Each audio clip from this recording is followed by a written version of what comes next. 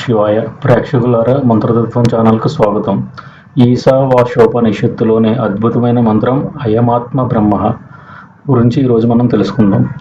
ఈ మంత్రం మనలోని ఆత్మయే పరమాత్మ అనే సార్వత్రిక సత్యాన్ని బహిర్గతం చేస్తుంది.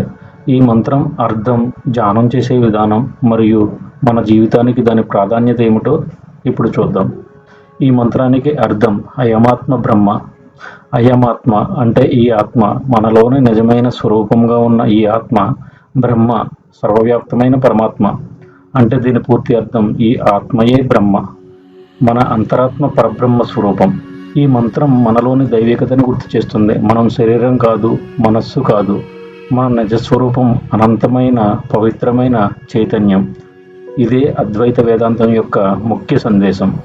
ధ్యానం చేసే విధానం: స్థిరమైన ఆసనంలో కూర్చోండి, కళ్ళు మూసుకోండి, హృదయ స్పందనలపై ధ్యానం పెట్టండి.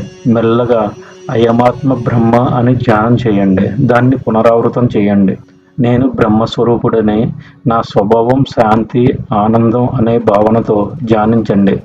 ఇలా రోజు 5 నుంచి 10 నిమిషాలు అభ్యాసం చేయండి.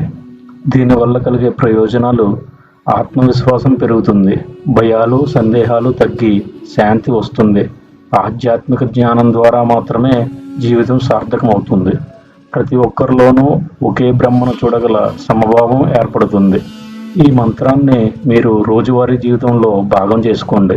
మనమందరం ఆ బ్రహ్మస్వరూపమే అనే సత్యాన్ని గ్రహించండి. ఇష్టమైన వారితో ఈ వీడియోని షేర్ చేయండి మరియు మంత్రతత్వం ఛానల్కు సబ్స్క్రైబ్ చేయండి. ధన్యవాదాలు. ఓం శాంతి.